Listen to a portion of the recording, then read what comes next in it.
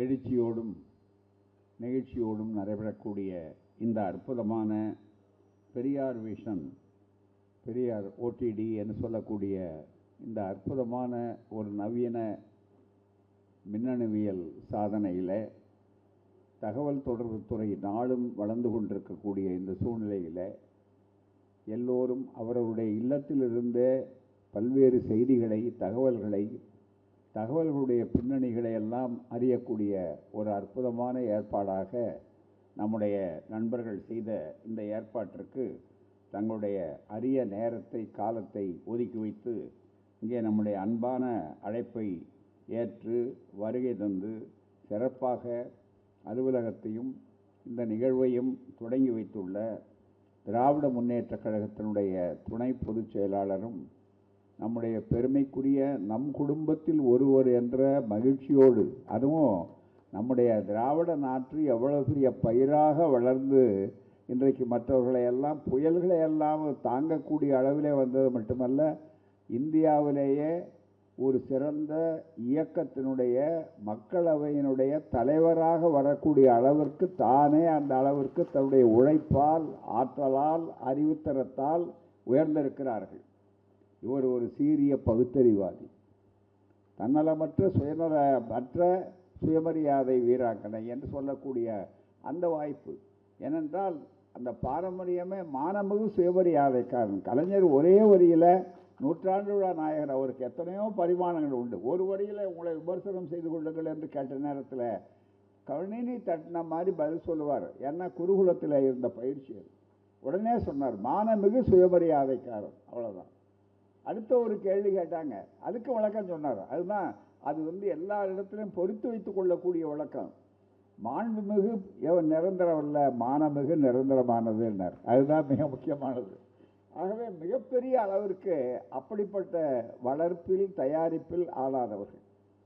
அந்த வகையில் பார்த்தீங்கன்னா நம்முடைய கனிமொழி அவர்கள் குழந்தை பருவத்திலிருந்து அவர்கள் உண்டது சுயமரியாதை பால். அதுதான் நினைத்து பார்க்கணும், பகுத்தறிவு பால். ஒரு பக்கம் கலைஞர், அவருடைய சிந்தனை இன்னும் மிக முக்கியமாக அவருக்கு ரொம்ப பூரிப்பு. கனிமொழி அவர்கள் பகுத்தறிவாளராக இருக்கும்போது அதை எல்லா வகையிலும் அவர் ரொம்ப பூரிப்போட மகிழ்ச்சியோட குழந்தையாக இருக்கும்போது சொல்லுவார்கள். அன்னை மணியம்மையார் அவர்கள், அவருடைய தாயார் அவர்களை எல்லாம் வந்த நேரத்தில் அந்த படம் என்ன இருக்குது, இந்த எப்படியே குழந்தை பருவத்திலிருந்து. ஆகதான் அந்த அவருக்கு வேறு கொள்கையே, அதாவது இந்த எதிர்கேள்வி எல்லாம் இப்போ இந்த இயக்கம் என்னென்ன எதிர்ப்புகளை சந்திக்கிறதோ அதெல்லாம் இப்போ சந்திக்கிறாருன்னா பழைய பாக்கியெல்லாம் அவர் வசூல் பண்ணிகிட்டு இருக்காருன்னு அர்த்தம். அதுதானே தவிர வேறு ஒன்றுமே இல்லை. அதுதான் எங்களுடைய பாரம்பரியம். அப்படிப்பட்ட சூழ்நிலையில் வந்திருக்கக்கூடிய அருமை நம்முடைய கவிஞர் கனிமொழி கருணாநிதி அவர்களே, எப்போதும் திடலுக்கு உரியவராக இருக்கக்கூடிய நம்முடைய இனமுரசு அவர்கள், அதுதான் மிக முக்கியம். சத்யராஜன் சொன்னால் கருப்பு சட்டை தான் நினைப்பார். எதிர்ப்பை பற்றி அவர்கள் எதிர்நீச்சல் அடிக்கிறவர்கள், எல்லாம் எதிர்நீச்சல் அடிக்கிறவர்கள் தான். அதே மாதிரி மிகப்பெரிய அளவிற்கு நாம் எப்போதெல்லாம் நம்முடைய நிகழ்வுகள் ரொம்ப கலகலப்பாக இருக்கணும்னு நினைக்கிறோமோ, எதெல்லாம் ஒரு திருப்பமாக இருக்கணும்னு நினைக்கிறோமோ, அப்பெல்லாம் அவர் வருவார். அதுதான் மிக முக்கியம். யாருக்கோ சொன்னாங்க, எப்பெல்லாம் கஷ்டங்கள் வருதோ அப்பெல்லாம் அவர் வருவார்னு. அவர் வர்றதில்லை. ஆனால் எப்பெல்லாம் நமக்கு எதிர்ப்புகள் வருதோ அப்பெல்லாம் மிகப்பெரிய அளவுக்கு புதுமைகள் வருதோ அப்பெல்லாம் சத்யராஜ் வருவார். காரணம், அதை ரொம்ப மிகப்பெரிய அளவிற்கு சொல்ல வேண்டியவர்களை மிக தெளிவாக எடுத்து சொல்லுவார்கள். அவர் ஒரு ரோல் மாடல். அதுதான் மிக முக்கியம். எடுத்துக்காட்டா இன்றைக்கும் பார்த்தீங்கன்னா, நான் கொஞ்ச நேரத்துக்கு முன்னால் தனியாக உரையாடி கொண்டிருக்கும்போது சொல்லுவேன், நடிப்பு துறையில், திரைத்துறையில் மற்றெல்லாம் எவ்வளவு காலம் அவர் அதில் பொண்ணு விழா, பவள விழா அந்த மாதிரி கண்டுகொண்டே இருக்கிறார். மிக முக்கியமாக நாளாக நாளாக எல்லாரும் அந்த துறையில் இருக்கிறவங்க குறையும். ஆனால் நாளாக நாளாக வயதாக அதிகமான டிமாண்ட் யாருக்கு இருக்குன்னா, அதிகமான வாய்ப்பு யாருக்கு இருக்குன்னா நம்முடைய இனமுரசு அவர்களுக்கு தான் இருக்குது. மிக முக்கியமாக காரணம், அவருடைய வாழ்க்கை முறையும் அவருடைய கொள்கை பாதை தெளிவு, ஒளிவு மறைவு இல்லாதது. அதுதான் மிக முக்கியம். அதே மாதிரி அப்படிப்பட்டவர்கள் தான் இந்த மேடையில் இருக்காங்க. ஐயா ஞான ராஜசேகரன் ஐஏஎஸ் அவர்கள், அதே மாதிரி ஓவியர் டிராஸ்கி மருது அவர்கள், அதே மாதிரி எண்ணற்ற இயக்குநர்கள் இங்கே நிறைய பேரை சொன்னார். நம்முடைய பிரின்ஸ் அவர்கள், கழகத்தினுடைய துணைத் தலைவர், பொருளாளர், பொதுச் செயலாளர், இப்படி எல்லாரும் ஒரு கூட்டு முயற்சி. ஒரு கூட்டு குடும்பம், ஒரு அறிவு குடும்பம், சுயமரியாதை குடும்பம் என்று சொல்லக்கூடிய அத்தனை தோழர்கள், இதற்கு மிகப்பெரிய அளவிற்கு ஆக்கமும் ஊக்கமும் தந்திருக்கக்கூடிய தோழர்கள் அத்தனை பேருக்கும் என்னுடைய அன்பான வணக்கம், நன்றி. பொதுவாக இன்றைய ஒரு பெரிய மாறுதல் என்னன்னா, முன்னாலெல்லாம் நாங்கள் அந்த காலத்தில் இருந்த மாதிரி இந்த காலத்தில் இருந்த மாதிரி பெரியவர்கள் அதை கேளுங்கன்னு சொல்லுவாங்க. இப்போ அது அப்படியே மாறிச்சு. அதுதான் தந்தை பெரியார் செய்த அமைதி புரட்சி. மிகப்பெரிய அளவில் இன்றைக்கு அறிவு வளர்ந்து கொண்டிருக்கிறது. இந்த இயக்கம் சுயமரியாதை இயக்கத்தினுடைய 100 ஆண்டு, அந்த 100 ஆண்டு தொடங்குகிற இந்த காலகட்டத்தில் மிக முக்கியமாக 2 வரிகளில் புரட்சி கவிஞர் அந்த சுயமரியாதை தத்துவத்தை சொன்னார். எடுத்து அறிவை விரிவு செய், அகண்டமாக்கு, விசால பார்வையால் விழுங்கு உலகத்தை. உலக பார்வை, விசால பார்வையால் விழுங்கு உலகத்தை. இந்த 3 வரி அவ்வளோதான். சுயமரியாதை என்ற சொல்லுக்கு உலகத்தில் எந்த அகராதியை நீங்கள் தேடினாலும் இருக்க முடியாது என்றார் ஐயா அவர்கள். நான் ஒரு பூரண பகுத்தறிவாதி. ஐயா தன்னை பற்றி சொல்லும்போது பூரண பகுத்தறிவாதி என்றார்.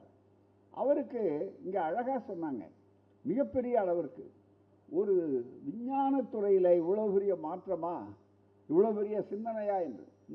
இன்றைக்கும் இனிவரும் உலகம் என்று இன்றைக்கு சொன்னார்கள். இந்த புத்தகத்தில் புதிதாக இணைக்கப்பட்ட பகுதிகள்னு ஒன்று போட்டிருக்கோம். இந்த பதிப்பில் இது பல லட்சக்கணக்கான பதிப்புகள் வந்த பதிப்புகள் மிக முக்கியம். 30வது பதிப்புன்னு போட்டிருக்காங்க. அது இன்னும் அதிகமாக இருக்கும், உங்களுக்கு கணக்கே எங்களுக்கு தெரியல, மிகப்பெரிய அளவிற்கு இருக்கும். அதில் என்னென்ன மாற்றங்கள் அவர் சொன்னது வந்திருக்கிறதுன்னு சொல்லும்போது ஒரு சின்ன உதாரணம் இளைஞர்களுக்கு சொல்லுகின்றேன். ஐயா அவர்களுடைய தொலைநோக்கு இருக்கு பாருங்க. மண்டை சுரப்பை உலகு தொழும், தொண்டு செய்து பழுத்த பழம் தூய தாடி மார்பில் விழும், மண்டை சுரப்பை உலகு தொழும். தொழுங்கிற வார்த்தைக்கு வணங்குதல்ங்கிற அர்த்தம் இல்லை, பின்பற்றுதல்னு அதுக்கு அர்த்தம். தொழும், பின்பற்றுவார்கள், உலகம் பின்பற்றும்னு. மண்டை சுரப்பு, அது சுரந்து கொண்டே இருக்கக்கூடிய அளவிற்கு. அப்படிப்பட்ட தந்தை பெரியார் அவர்களுடைய அந்த சிந்தனையில் அவர் சொல்கிறார். டெஸ்ட் டியூபை பற்றி கவிஞர் அவர்கள் சொன்னார்கள். மனிதனுடைய ஆயுள் எப்படி வரிசையாக சுருக்கமாக உங்களுக்கு சொல்லியிருக்கிறார் பாருங்கள். போக்குவரத்து மிகப்பெரிய அளவிற்கு, அதற்கு மாத்திரம் மனிதனுடைய எதிர்காலத்தில் எப்படி இருக்கும் என்று சொன்னால், மூளை கோளாறான குணங்கள் என்பவைகளை இயற்கையாக உடையவர்கள் யாராவது இருந்தால் அதற்கு மாத்திரம் பரிகாரம் தேட வேண்டிய அவசியம் இருக்கலாம். அதில் ஆரம்பிக்கிறார். அதுவும் அப்படிப்பட்டவர்கள் பிறருக்கோ தங்களுக்கோ கேடு ஏற்படுவதாக இருந்தால்தானே. ஆதலால் பஞ்சேந்திரியங்களும் ஒரே துறையில் ஒரே சமயத்தில் இன்பம் தரக்கூடிய இந்த இன்பத்துறையில் இயற்கை கேடு, சமுதாய கேடு அல்லாமல் வேறு காரியத்துக்கு கட்டுப்பாடு இருக்காது. இப்படி ஆரம்பிக்கிறார். இன்னும் அது 100 வருடம், அடுத்த 100 ஆண்டுகளுக்கு மேலே போகும். இப்படி வரிசையாக சொல்லி கொண்டு ஒவ்வொருவருக்கும் போக்குவரத்து எங்கும் ஆகாய விமானமும் அதிவிமானம் இருக்கும், கம்பியில்லா தந்தி சாதனம் ஒவ்வொரு சட்டை பையிலும் இருக்கும் என்று வரிசை உருவத்தை தந்தியில் அனுப்பும்படியான சாதனம் எங்கும் மலிந்து ஆளாளுக்கு உருவங்காட்டி பேசிக்கொள்ளத்தக்க சௌரியம் ஏற்படும் என்றால் சொல்லி மிக பெருசாக சொல்லி கொண்டு வரும்போது, மனிதனுடைய ஆயுள் 100 வருஷம் என்பது ரெட்டிப்பானாலும் ஆகலாம், இன்னும் மேலே போனாலும் போகலாம். பிள்ளை பேருக்கு ஆண் பெண் சேர்க்கை என்பது கூட நீக்கப்படலாம். நல்ல திரேகத்துடன் புதிய நுட்பமும் அழகும் திடகாத்திரமும் உள்ள பிரஜைகள் ஏற்படும்படியாக புலிகாளைகளைப் போல் தேர்ந்தெடுத்து மணி போன்ற புலி மக்கள் வளர்க்கப்பட்டு அவர்களது வீரியத்தை இன்ஜெக்ஷன் மூலம் பெண்கள் கருப்பைக்குள் செலுத்தி நல்ல குழந்தைகளை பிறக்க செய்யப்படும். அப்போ ஆண் பெண் சேர்க்கைக்கும் குழந்தை பெறுவதற்கும் சம்பந்தமில்லாமல் செய்யப்பட்டுவிடும். மக்கள் பிறப்பு கட்டுப்படுத்தப்பட்டு ஓரளவுக்கு கொண்டு வந்து விடக்கூடும். அனுபவ பொருள்களும் கன்சியூமர் வெகு தூரம் மாற்றமடைந்துவிடும். அதற்காக ஏற்படும் செலவும் அதை அனுபவிக்கும் முறையும் வெகு சுருக்கமாக மாற்றமடைந்துவிடும். ஒரு டன் உள்ள மோட்டார் கார் ஒரு அண்டர் வெயிட்டுக்கு வரலாம். பெட்ரோல் செலவு குறையலாம். பெட்ரோலுக்கு பதிலாக மின்சார சக்தியே உபயோகப்படுத்தப்படலாம். மின்சார கார் வந்துருச்சேப்பா, இன்னைக்கு தானே மின்சார கார் ரொம்ப புதுசுன்னு நம்ம நினைக்கிறோம்.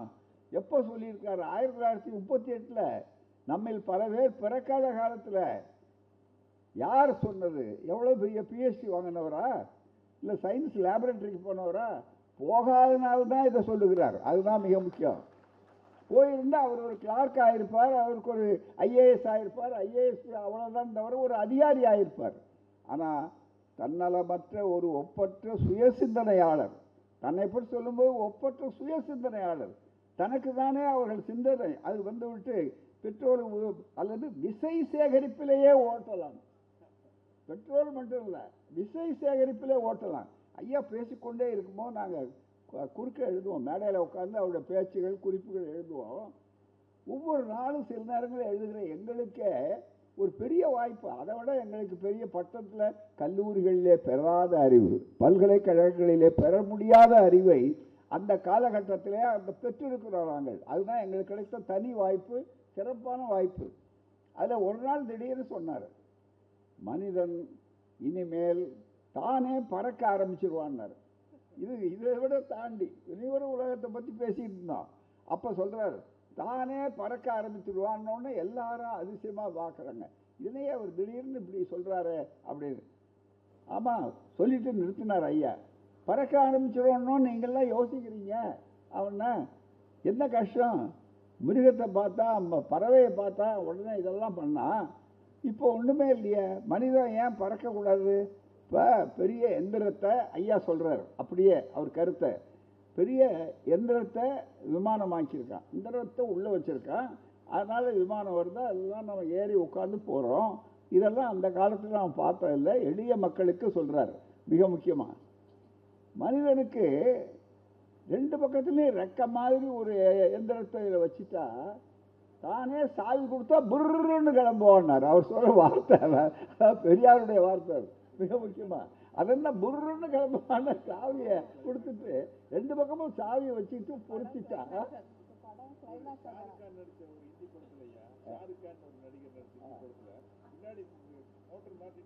அதுதான் அது மாதிரி அவருடைய ஒரு படத்தினுடைய அனுபவத்தை சொல்றார். பின்னால ஒரு நடிகர் நடிச்சதுல பின்னால் அது மோட்டரை மாற்றிக்கிட்டா உடனே சாவியை கொடுத்த உடனே அது மேலே கிளம்புது, அவ்வளோதானே தவிர இந்த சிந்தனை அவருக்கு காரணம் என்னன்னா, இந்த வழக்கமான படிப்பு என்று சொன்னால் ஒரு வட்டம், அதுதான் அந்த வட்டத்தை தாண்டி நம்மால் சிந்திக்க முடியாது.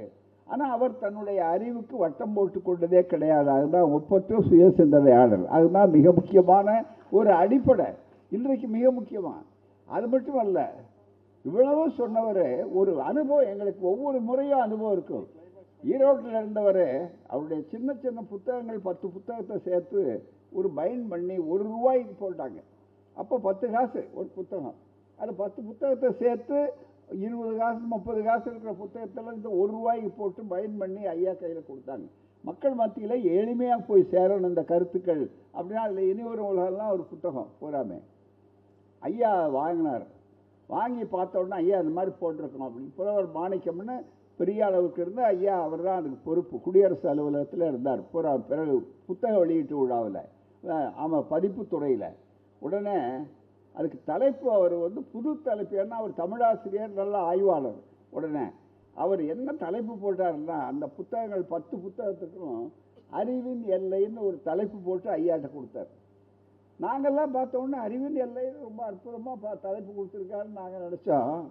ஐயாட்ட கொடுத்த உடனே ஐயா என்ன கேட்டார், இந்த பார்த்த உடனே அதுதான் தந்தை பெரியார். உடனே என்ன சொன்னார், என்னப்பா யார் இந்த தலைப்பு போட்டதுன்னு கேட்டார். யார் இந்த தலைப்பு போட்டது? நான் இந்த தலைப்பில் பேசலையே, நான் யார் இந்த தலைப்பு போட்டது அப்படின்னாரு. போறாம இல்லை, இந்த புத்தகத்துக்கு நல்லா இருக்குங்கிறதுனால இன்னொரு உலகம்லாம் இருக்கியா, அதனால ஏன் அறிவுக்கு எல்லை கட்ட முடியுமான்னு கேட்டார்.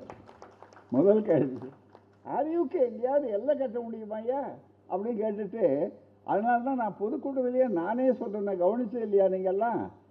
இன்றைக்கு நீங்கள் பாராட்டுறீங்க, நான் ரொம்ப ரொம்ப தீவிரமான கருத்தை சொல்லி இதே மேடையில் சொன்னார். கடைசி கூட்டத்தில் கூட சொன்னார், நான் தான் பெரிய அறிவாளி, நான் தான் பெரிய அளவுக்கு இதை சொல்லிட்டேன், அந்த காலத்துலேயே அதை யோசனை பண்ணேன்னு என்னை பாராட்டி சொல்கிறீங்க.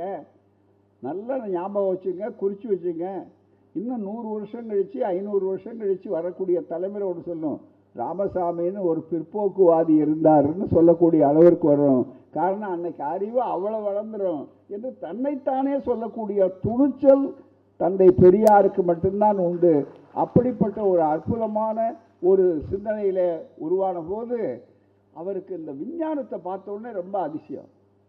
நான் நிறைய நேரம் சொல்லக்கூடாது. இங்கே இந்த மாநாடு, இந்த இடம் இருக்குது பாருங்க, இந்த உருவத்துக்கு முன்னால் இது ஓல்டு டிரான்ஷன். இங்கே நிறைய மரங்கள் இருந்தது. 67 மாநாடு போட்டோம், சோசியலிச மாநாடு. அது ஐயாவே வந்து உட்காந்து இதில் எல்லாத்தையும் வெட்டணும்னு சொல்லி ஆட்களை எடுத்து இந்த மரமெல்லாம், இந்த பகுதி உள்பகுதி இப்போ இருக்கிற பகுதிகளெல்லாம் நிறைய மரம் இருந்தது. அங்கே அந்த மரத்தையெல்லாம் வெட்டி அந்த பந்தல் போடணும், மற்ற ஏற்பாடு பண்ணணும்னு சொல்லக்கூடிய அளவுக்கு உள்பகுதியில் 2-3 பெரிய மரங்கள் இருந்தது. வெட்ட முடியல ஆட்கள் நிறைய அளவுக்கு. ஐயாவே காலையில் அங்கே வந்து அம்மா அவர்கள் சமைச்சு கொண்டு வருவாங்க, இங்கேயே சாப்பிடுவார் உட்காந்துக்கிட்டு. ஒரு சின்ன விடுதலை அலுவலகம் அப்போ கட்டி முடிக்கப்படலை. அது ஆகவே அங்கே உட்கார்ந்து கொண்டிருக்கக்கூடிய சூழ்நிலையில் அவர் இந்த ஆட்கள்லாம் வச்சு மண் எடுக்க சொன்னாங்க. ஒவ்வொரு நாளும் பார்த்தீங்கன்னா கணக்கெழுதி ஐயாட்ட காட்டணும். ஐயா என்னப்பா இவ்வளோ பேர் வச்சாங்க, இவ்வளோ ரூபா இருக்குது, ஒரு வேலையும் நடக்கலையே அப்படின்னு இருந்தார். திடீர்னு நம்முடைய பொறியாளர்கள் வந்து உடனே என்ன சொன்னாங்க, ஐயா புல்டோசர்னு ஒன்று இருக்குது, அதுக்கு ஹைவேஸில் இருக்குது, அதுக்கு பணம் கட்டினா அவங்க வந்து 500 ரூபா கட்டினா 500 ரூபாயான்னார். இல்லை கட்டினா 2 நாளில் முடிஞ்சிடும் அப்படின்னாங்க. ஒரு நாள்லேயே முடிச்சிடுவாங்க அநேகமான்னு. அப்படியா, எனக்கு விளங்கலையே, சரி செய்யுங்கன்னு சொன்னார். உடனே அந்த புல்டோசரை அப்போ தான் ஐயா பார்க்குறாரு. முழுக்க வந்த உடனே வந்தது நேராக கொண்டு வந்து அவருக்கு ரொம்ப ஆச்சரியம். என்னன்னா, ஒரு இடித்து அந்த வேரோட மரத்தை வந்து அப்படியே சாய்க்கிறத பார்த்துட்டு உடனே எவ்வளவு பெரிய வேலைகள் அதை குறித்து வச்சுக்கிட்டு அடுத்த நாள் அறிக்கை எழுதினார். 500-600 பேர் வேலை செய்ய வேண்டிய நேரத்தை மிச்சப்படுத்தி ஒரே நேரத்தில் இவ்வளவு சீக்கிரம் செய்கிறார்களே, அறிவினுடைய எல்லை எவ்வளவு வாய்ப்பு இருக்குது என்று சொன்னார்கள். அதே மாதிரி மேட்டூரில் அலுமினியம் ஃபேக்டரியை கொண்டு வந்து காட்டினாங்க. தந்தை பெரியார் அவர்கள் பார்த்தார். அதில் ஒரு அலுமினிய கட்டியை லேசாக கொஞ்சம் வாங்கிட்டு ஒவ்வொரு கூட்டத்துக்கும் போகும்போது பாருங்கள், வெளியில் சாதாரண மண்ணாக கொட்டுறாங்க, அது பின்னால் அலுமினியமாக ஒவ்வொரு கட்டத்தையும் தாண்டி கீழே வந்து விடுது. மண்ணினுடைய 6வது அறிவு இருக்குது. இவன் ஒரு முழை கல்லை வச்சுக்கிட்டு இழுத்துக்கிட்டு இன்னும் தேர் இழுக்கிறேன்னு சொல்லிட்டு அறிவை எந்த காலத்தில் உருப்பிடுறது? இதுதானே எனக்கு கவலையாக இருக்குது. எனக்கு என்ன தனிப்பட்ட முறையில் எந்த சாமி மேலே கோவம், எந்த கடவுள் மேலே கோவம்? இவன் அறிவை நாசப்படுத்திக்கிட்டானே, அறிவை வளர்ச்சி அடைய செய்யலையே அப்படின்னு சொல்லிட்டு சொன்னார். வெள்ளைக்காரன் கண்டுபிடிச்சா, அவன் கண்டுபிடிச்சான், இவன் கண்டுபிடிச்சாங்கிறிய, அவனுக்கும் 6 அறிவு, நமக்கும் 6 அறிவு தானே, ஏன் அந்த 6வது அறிவை பயன்படுத்திட்டானேன்னார். இப்போ நமக்கு எல்லா துறையிலும் வந்திருக்கிறது. ஆனால் இன்றைய ஓடிடிக்கு என்ன சிறப்பு என்று சொன்னால் நண்பர்கள், இந்த முயற்சிக்கு டெக்னாலஜின்னு சொல்லக்கூடிய தொழில்நுட்பம் இன்றைக்கு உயர்ந்த அளவுக்கு வளர்ந்தது. இன்றைக்கு அதை அனுபவித்து கொள்ளாதவர்களே கிடையாது. கையில் செல்ஃபோன் இல்லாதவர்கள்லாம் யாராவது உண்டா?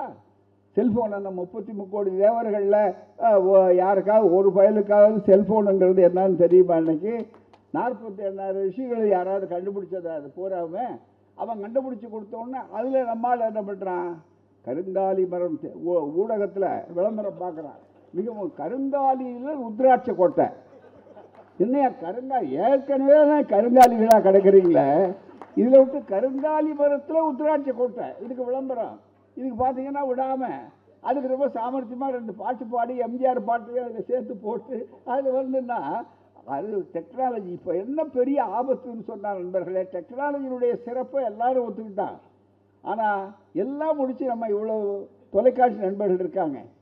எல்லாம் பார்த்தீங்கன்னா ஆயுத பூஜை அன்னைக்கு பார்த்தீங்கன்னா அதுக்கு ஒரு 3 பட்டை போட்டு என்னையா சரஸ்வதியாக கண்டுபிடிச்சாங்க, இந்த அம்மா கண்டுபிடிச்சிருந்தா அவங்கள நாங்களே பாராட்டுறதுக்கு தயாராக இருக்கோம். பூராமே மிக முக்கியமாக நம்மளால் அது போட்டான். நல்ல வாய்ப்பாக இப்போ கம்ப்யூட்டர் மட்டும் விபூதி பூசுறது இல்லை, போட்டால் வேலை செய்கிறது இல்லைன்ற அளவுக்கு. அதுக்கு மேலே குங்குமம் வைக்கிறான். குங்குமம் பாருங்க, ஏன்னா அவன் புரட்சி பண்ணா இவனுக்கு குறைஞ்சபட்சம் அறிவு எவ்வளவு வறட்சியாக இருக்கு பாருங்க, மிக முக்கியமாக. எனவே இன்னமும் பெரியார் தேவைப்படுகிறார். கலைஞர் ஒரு முறை சொன்னார், பெரியார் எப்போதும் தேவைப்படுவார். அதுதான் மிக முக்கியம். பெரியாருடைய தேவை. பெரியார்னா ஒரு தனி மனிதர் அல்ல, பெரியார்னா பகுத்தறிவு, பெரியார்னா சுயமரியாதை. அப்படிப்பட்ட ஒரு பெரிய வாய்ப்பு. அதனால எண்ணி பாருங்க. இன்றைக்கு அழகாக நம்முடைய கனிமொழி அவர்கள் சொன்னார்கள், ஐயா நம்ம டைரக்டர் ஞானசேகரன் சொன்னார்கள், சத்யராஜ் சொன்னார். மகளிர் அவருக்கு என்ன ஒரு மனிதாபிமானி. நீங்கள் ஐயாவை பற்றி இன்னும் புரிந்து கொள்ள வேண்டிய விஷயம் நிறைய இருக்குது நமக்கு. அவர் ஒரு தலை சிறந்த மனித நேயர். அவருடைய எந்த கொள்கை, சுயமரியாதை இயக்கம், பகுத்தறிவு, அவருடைய கடும் போராட்டங்கள் எல்லாவற்றையும் ஒரு அடித்தளத்தில் ஒரே ஒரு வார்த்தையில் நீங்கள் கொண்டு வரணும். அதை சொல்ல வேண்டும் என்றால் மனித நேயம். மனிதன் தானாகவும் பிறக்கவில்லை, தனக்காகவும் பிறக்கவில்லை, சமுதாயத்திற்காக. மனித அறிவு கேட்டார். பெண்ணடிமைத்தனத்துக்கு அவர் சொன்ன ஒரே ஒரு கேள்வி இருக்க, அந்த கேள்விக்கு இதுவரையில் சிந்திச்சா தெரியும். எல்லாரும் அவரவர்கள் வீட்டில் நமக்கு தாய் இருக்காங்க, நமக்கு துணைவியார் இருக்காங்க, நமக்கு பிள்ளைகள் இருக்காங்க, மகள் இருக்காங்க. எல்லாம் பெண்கள் இல்லாத வீடு உண்டா? பெண்கள் தானே சரி பகுதி. 140 கோடி இருந்தால் 70 கோடி அவர்கள் அல்லவா? அவர்கள் ஓட்டளிக்கிறத பேசுகிறோம் அல்லவா? ஆனால் அந்த பெண்களை ஐயா கேட்டார், நாசப்படுத்திட்டீங்களே, அந்த பெண்களை செயலற்றவர்களாக்கி விட்டீர்களே. பெரியாருக்கு இருந்த கவலை, பெரியாருக்கு மனித சமுதாயத்தின் மீது இருந்த அக்கறை, கவலை, அந்த பெண்களை ஒன்றுமில்லாதவர்களாக ஆக்கிவிட்டீர்களே. படிக்கக்கூடாது, மானத்தோடு நிற்கக்கூடாது, சிந்திக்கக்கூடாது, எல்லாவற்றையுமே செய்து கொண்டு பெண்களை நாசப்படுத்தி விட்டீர்களே என்று கேட்டு சுருக்கென்று சிந்திக்க வைத்தார். ஆகவே தான் அதனால தான் அவர்கள் சொன்னார்கள், அவருடைய சிந்தனை என்கிறது காலத்தை தாண்டிய சிந்தனை. சொன்னார்கள், ஏன் 2 பேரும் அந்த திருமணத்தை பற்றி சொல்லும்போது அன்றைக்கு எதிர்த்தார்கள், எல்லாரும் புரியாமல் தேர்தலுக்கு பயன்படுத்தினார்கள். பெரியாருடைய தீர்மானத்தை எல்லாம் சேலம் தீர்மானம் எல்லாம் சொன்னார்கள். இன்றைக்கு உச்ச நீதிமன்றத்தில் பெரியார் சொன்னதெல்லாம் உச்ச நீதிமன்றத்தில் வழக்கு. திருமணம் என்பது இருக்க, பெரியாருடைய அணுகுமுறை என்னன்னா, முதல்ல பார்ப்பனை வச்சு திருமணமா, சடங்கு அவர் இல்லைன்னா பரவாயில்ல, சடங்குகள் வச்சுக்கிட்டா கூட எனக்கு போதும். அவர் நோயாளியினுடைய நாடியை பார்ப்பார். நாடியை பார்த்துட்டு மருந்து ரொம்ப சக்தி வாய்ந்த மருந்துனாலும் எவ்வளவு அளவு கொடுக்கணுமோ அந்த அளவு முதல்ல கொடுப்பார். அதுக்கு அடுத்த கட்டத்துக்கு போவார், சுயமரியாதை திருமணம். அடுத்தது சுயமரியாதை திருமணத்தை உண்டாக்குற தந்தை பெரியார் எந்த அளவுக்கு அவருடைய அறிவு சிந்தனை போயிட்டு என்று சொன்னால், திருமணம் என்பதே கிரிமினல் குற்றமாகணும்னார். இன்னும் அது அந்த அளவில் கேட்கும்போதே பல பேருக்கு இன்னமும் உணர முடியாத இருக்கும். மிக முக்கியமாக அது மட்டும் இல்லை, அப்போ உடனே சொன்னார். அது ஐயாட்ட நாங்கள் கேட்டோம், ஐயா இந்த மாதிரி சொன்ன உடனே பல பேர் ரொம்ப யோசிக்கிறாங்க. ஐயா ஆமாம், நம்ம ஆட்களுக்கே கூட கொஞ்சம் இன்னும் அதை ஜீரணிச்சிருக்க மாட்டாங்க. அதான் இன்றைக்கி நான் சொல்லும்போது அது இருக்கலாம். நான் ஒரே ஒரு உதாரணம் சொல்கிறேன். பொதுக்கூட்ட மேடையில் சொன்னார் ஐயா அவர்கள். ஒரே ஒரு உதாரணம் சொல்கிறேன். பலதார மனை தடம் என்று வழக்கமாக இருந்தது. பலதார மனங்கள், பல திருமணங்கள். இன்றைக்கி அது சாதாரணமாகிவிட்டதை அதை தடுத்து நிறுத்துறதுங்கிறது சட்டப்படி உரிமையாக இல்லையா? இன்றைக்கி எல்லாரும் செய்ய முடியுமா? எல்லாரும் முன்னுக்கு வர முடியுமா? இன்றைக்கி சட்டப்படி தவறு அல்லவா? ஆகவே ஒருவர் இருவரை திருமணம் செய்து கொள்ளக்கூடாது, சட்டப்படி தவறுங்கிறது கிரிமினல் குற்றமாக இருக்கா இல்லையாப்பா அப்படின்னு கேட்டார். ஆமாம், கிரிமினல் குற்றம் தான். இன்றைக்கு அது கிரிமினல் குற்றம்னு உணர்றீங்க. அன்னைக்கு நான் சொல்லும்போது பல பேர் எதிர்த்தாங்க. இன்னும் 20 வருஷம் கழிச்சு, இன்னும் 50 வருஷம் கழிச்சு வரப்போகுது அப்படின்னு அது சொன்னார்கள். ஆகவே தான் சொல்லிவிட்டு மட்டுமல்ல, ஐயாவை திருமணத்தை கூப்பிட்டு நடத்துவாங்க. நடத்தும் போது எல்லாரும் 16 பெற்று பெருவாழ் வாழ்க, நீங்கள் அப்படி வாழ்கன்னு வாழ்த்தக்கூடிய இடத்துல ஐயா சீக்கிரம் நீங்கள் குழந்தை பெற்றுக்கவே கூடாது அப்படின்னு ஆரம்பிப்பார். அவரு அங்கே இருக்கிற வைத்தியர்கள் கூட என்னையா பெரிய மனுஷன்னு இவரை கூப்பிட்டா, இவர் குழந்தை பெற்றுக்காது. ஏன்னா நடுவில் நமக்கு திருமணம் பண்ண உடனே அடுத்த நிமிஷமே நம்ம வீட்டு பிள்ளைகள், எழுத்த வீட்டுக்காரங்க, பக்கத்து வீட்டுக்காரங்க வயிற்றுல ஏதாவது பூச்சி போட்டு இருக்கா, ஏன்னா வயிற்றுல எதுக்கு பூச்சி போட்டுருக்கணும், அதுதான் மிக முக்கியம். அது மாதிரி கேட்கக்கூடிய அளவுக்கு வந்தா ஐயா சொன்னார், குழந்தை ஆசை தானே, குழந்தைய வச்சா மகிழ்ச்சியாக இருக்குது, அதெல்லாம் உண்மைதான், அது சந்தேகம் இல்லை. அதுக்கு நீயே பெற்றுக்கணும்னு ஏன் அவசியம் இருக்குது? எத்தனை பேர் பெற்று போட்டு போயிருக்கான், எவ்வளோ சங்கடமாக இருக்குது, அதெல்லாம் ஒன்று எடுத்துகிட்டு போய் வளர்த்துட்டு போயேன் அப்படின்னு சொல்லிட்டு ஒரு வார்த்தை சொன்னார். அது இன்னும் வசதி உனக்கு என்னன்னு கேட்டால், ஐயா பெரியார் சொல்கிறாரு பாருங்க, இன்னும் ரொம்ப வசதி. நேரடியாக மக்களை பார்த்து பேசுகிறாரு. இன்னும் உங்களுக்கு வசதி அது. ஏன்னா என்ஜாய்மெண்ட் விதவுட் ரெஸ்பான்சிபிலிட்டின்னாரு. அதான் அவர் சொன்ன இங்கிலீஷ் வார்த்தையை. அதாவது உங்களுக்கு நீங்கள் குழந்தை இன்பம் வரும், இன்னும் குழந்தைய ஏன் எடுத்து இன்பம் கூடக்கூடாதுன்னு சொல்கிறீங்க? தனி மனிதனுடைய சொத்துரிமையை காப்பாற்றுறதுக்காகத்தான் தன் ரத்தமாக இருக்க வேண்டும், தன் குழந்தையாக இருக்க வேண்டும் என்ற கருத்து அப்போதுதான் வந்ததுன்னு சொன்னார். எவ்வளவு ஆழமான கருத்து, நன்றாக நீங்கள் சிந்திக்கலாம். அப்போதான் இந்த கருத்து வந்தது என்று சொல்லக்கூடிய அளவிற்கு. அதே நேரத்தில் நான் சொன்ன உடனே ரொம்ப பேருக்கு எதுக்கு இன்னொரு குழந்தைய எப்படிங்க நாம் எடுத்து வளர்க்குறதுன்னு கேட்குறான். ஏன் நாயை எடுத்து கொஞ்சிடல ஐயா கேட்டார். பூனையை எடுத்து கொஞ்சிடல பெட்டு அனிமல்னு சொல்கிறல்ல. பூனையும் நாயும் கொண்டு போய் குழந்தைய எடுத்து ஏன்டா செய்ய முடியாத குழந்தை பல இடங்கள்ல அவதிப்பட்டுக்கிட்டு இருக்கிறானு ஏன் செய்யக்கூடாதுன்னு கேட்டார். பூராமே முழு பகுத்தறிவாதி. அந்த காலம் நாம் அவரோட ஓட முடியலன்னு வேண்டுமானாலும் சொல்லலாமே தவிர அந்த வேகத்துக்கு ஈடு கொடுக்க முடியலன்னு சொல்லாமே தவிர அப்படிப்பட்ட சிந்தனையாளர். அது மட்டுமல்ல, சாணியை கண்டு பயந்தார்கள். அவர் மீது கடலூரில், எங்கள் ஊரில் 1928 ஐயா பேசுகிறார்.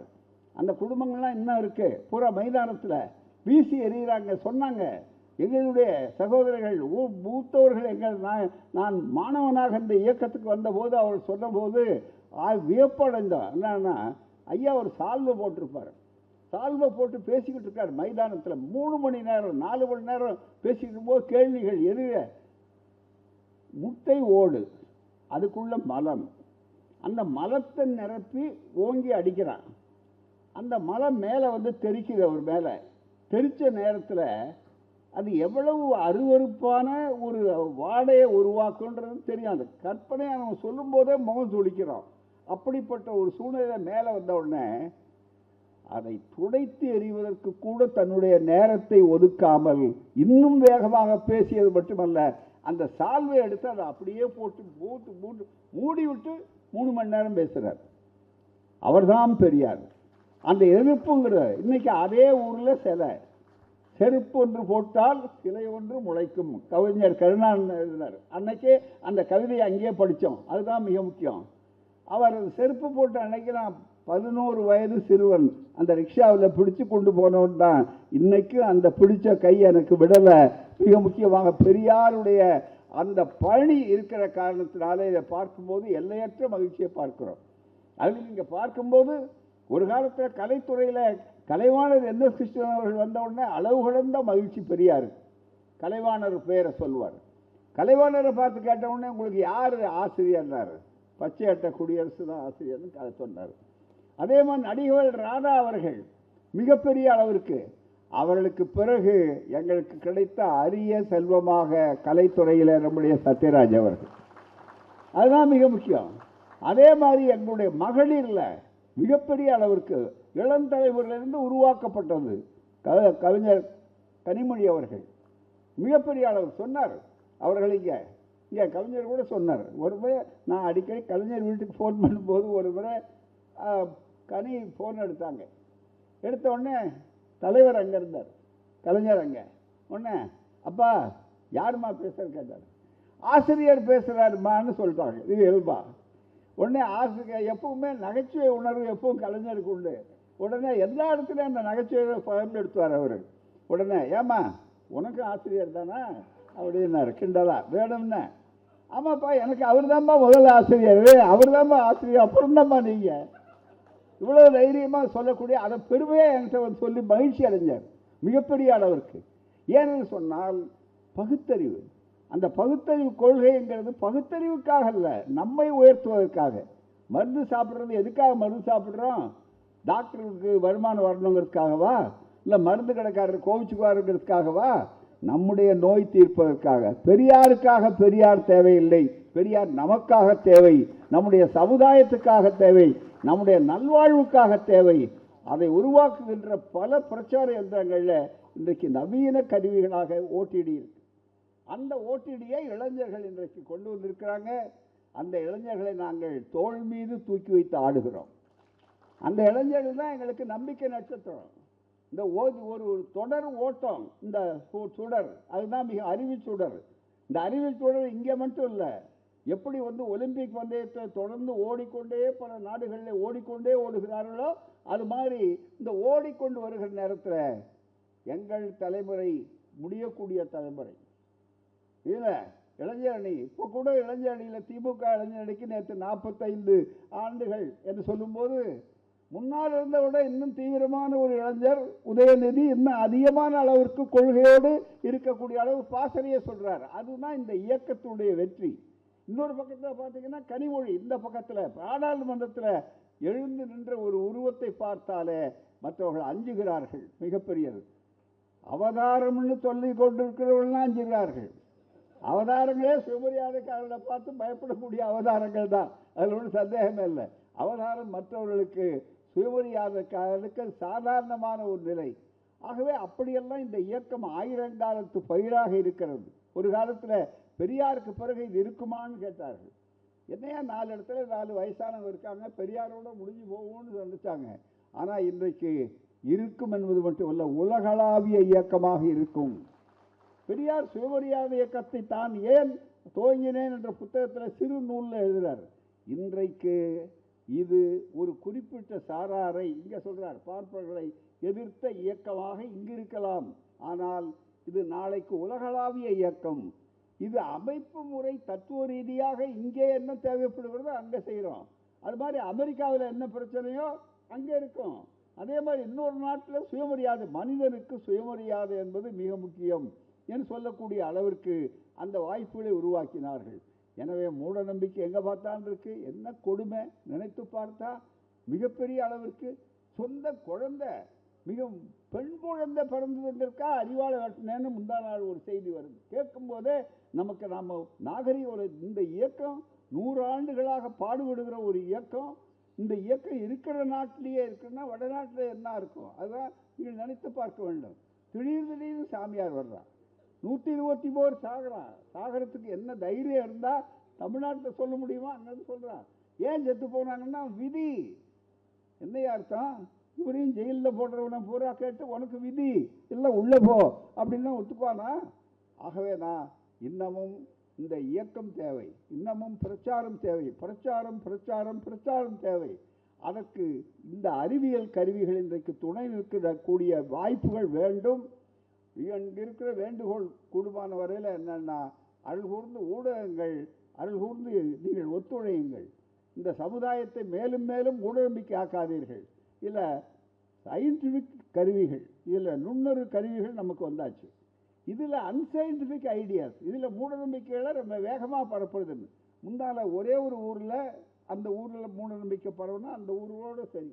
இப்போ லைவ் பிராட்காஸ்ட்னு சொல்லி அதை ஊர் பூரா பரப்புனா ஒரே நேரத்தில் மூடநம்பிக்கை பெரிய அளவுக்கு நோயை விட, தொற்று நோயை விட அதிகம் வருது. ஆகவே தான் அதுக்கு மாற்று என்னன்னா, அதுக்கு மாற்று தான் இந்த ஓடிடி போன்ற ஒரு அற்புதமான இந்த செயல். இதை செய்வதற்காக முன்வந்து உழைக்கின்ற தோழர்கள் அத்துணை பேருக்கும், நேரடியாகவும் மறைமுகமாக இருக்கக்கூடிய அத்துணை பேருக்கும் எங்களுடைய அன்பான நன்றி, வணக்கம். ஒவ்வொருவரும் நீங்கள் இளைய தலைமுறைக்கு இதை காட்டணும். ஏன்னா இன்றைக்கு பொழுதுபோக்கு, மற்றது மகளிர் பார்க்கறது எல்லாமே தொலைக்காட்சி தான். அதில் இந்த ஓடிடி போன்ற இந்த அமைப்புகளை நிறைய ஆதரித்து இதை சிறப்பாக செய்ய வேண்டும். இதன் துவக்கத்தை ஒரு நல்ல பகுத்தறிவு திருவிழாவாக, அறிவியல் மேம்பாடாக இருக்கிறது. அரசியல் சட்டத்தில் எல்லாரும் பிரமாணம் எடுத்துக்கிறாங்க.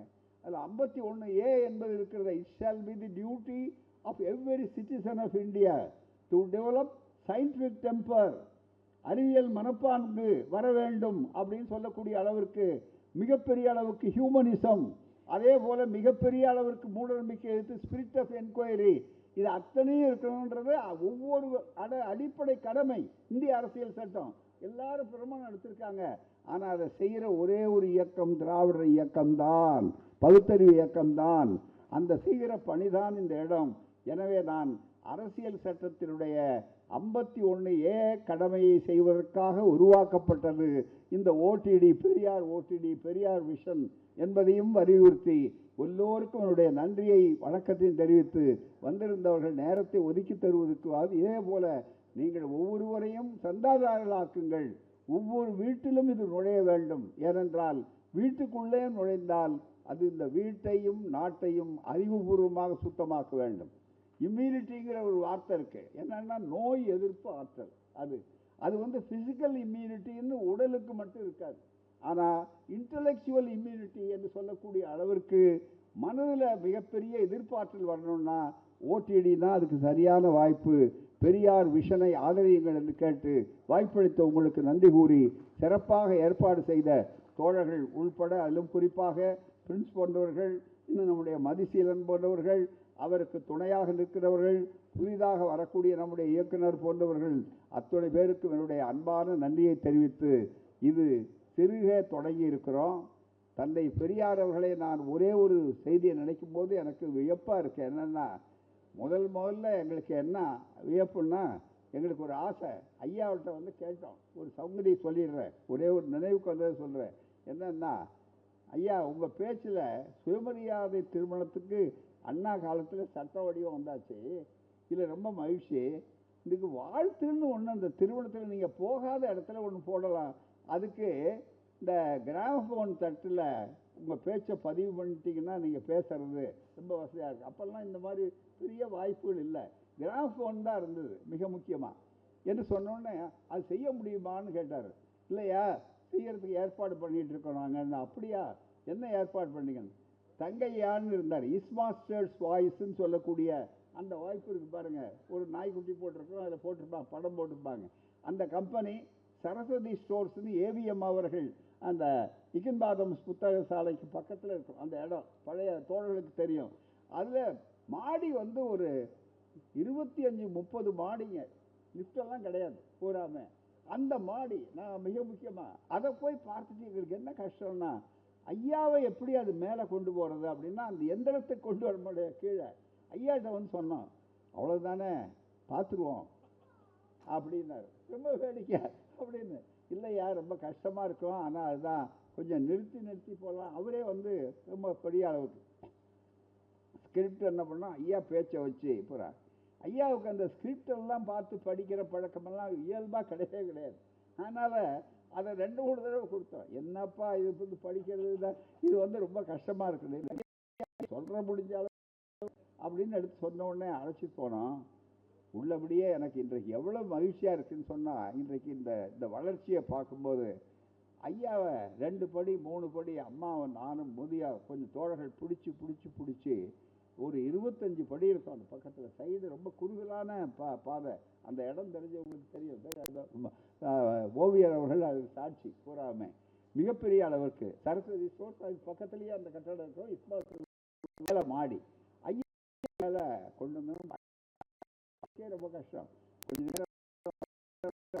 நேரம் வந்து அவ படிக்க ஆரம்பிச்சாரு அப்படின்னாரு. ஐயா கிராஃபோன் ரெக்கார்டு அந்த காலத்து மொழியில பிள்ளை அப்படி போடாம அந்த கிராஃபோன் பெரியார் அவர்களுடைய உரையை பெரியார் அவர்களே நிகழ்த்தி கிராமபோன் தட்டில் பதிவு செய்தது இந்த இயக்கம். அதுதாங்க முதல்ல ஆரம்பம் இந்த மாதிரி. அப்படிப்பட்ட ஒரு பெரிய நிகழ்ச்சி இங்கே நடந்தது. அதில் சிதம்பரம் ஜெயராமன், இன்னும் சீர்காழி கோவிந்தராஜன், இன்னும் மற்றவர்களெல்லாம் வந்து இந்த பாடல்களை எல்லாம் வச்சு இதே மேடையிலேயே பழைய ராதாபந்தத்தில் இதே இடத்துல அது நடத்தினோம். ஐயாவுக்கு பிறகு அந்த சம்பவங்கள் நடந்தது. மிக முக்கியமாக அந்த ஐயா அவர்கள் பதிவு பண்ணிட்டாங்க. ஐயாவுக்கு பிறகு முதல்ல வெளியிட்டது சுயமரியாதை திருமணம் என்பதை பற்றி பெரியார் பேச்சு. இன்றைக்கு அது வளர்ந்து இன்றைக்கு ஓடிடி வரையில் வந்திருக்கிறது என்றால் வியப்பாக இருக்கிறது. காரணம் ஒரு கூட்டு முயற்சி. அத்துணை பேருக்கும் தலைதாழ்ந்த நன்றியை தெரிவித்து விடைபெறுகிறேன். வணக்கம், நன்றி. உங்கள் வீட்டுக்குள்ளே பெரியார் விஷன் எப்போதும் இருக்க வேண்டும். பெரியார் விஷனை ஆதரியுங்கள். மற்றவர்களுக்கும் சந்தா செலுத்துங்கள்.